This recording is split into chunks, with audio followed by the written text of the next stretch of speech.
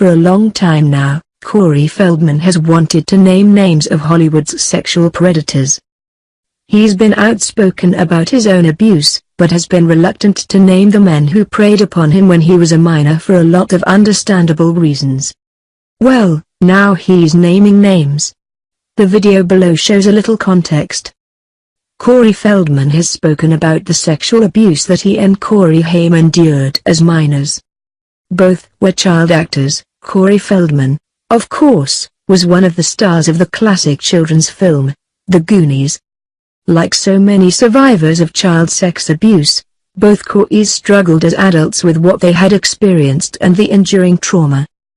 Though Corey Haim ultimately died of natural causes, he reportedly had low levels of 8 different drugs in his system.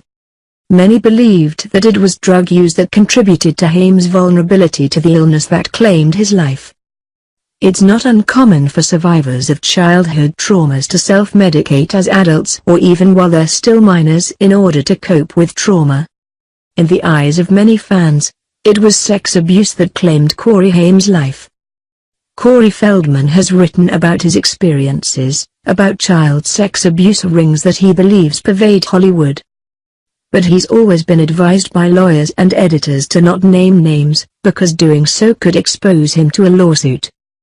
Now, in the wake of multiple accusations of rape against Harvey Weinstein, more and more alleged sexual predators are being exposed in Hollywood.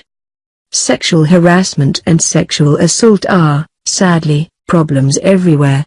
From religious institutions to the military to businesses to schools to homes to everywhere. But, fortunately, more people are waking up to the realization that this is real and it has to change. Directors and actors have been names. And now Kevin Spacey has been accused of molesting a 14-year-old, bringing a new voice to rumors that have followed him for decades. Is there finally enough momentum within Hollywood and public opinion for Corey Feldman to name his alleged abusers without fear or reprisal? Corey Feldman's bold new step, in naming this man, seems to be partially because of Dr. Oz. We cannot believe that the TV personality often characterized as a snake oil salesman who panders to gullible audiences with junk science and misleading factoids is using his platform for good. 2017 is wild.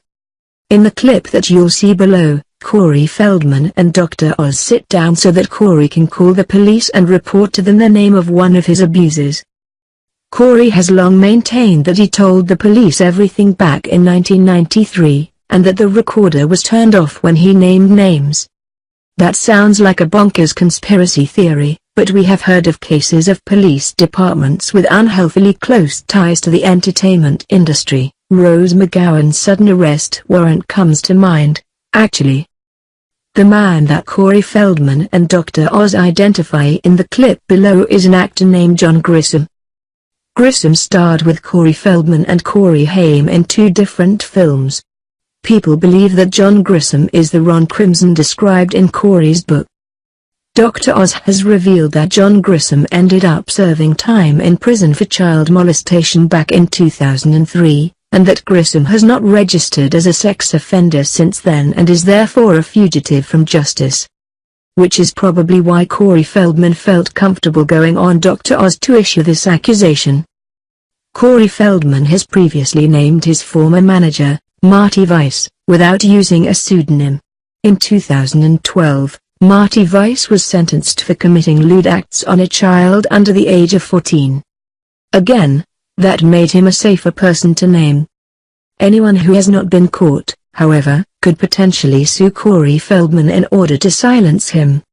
Wealth and power can earn you a lot,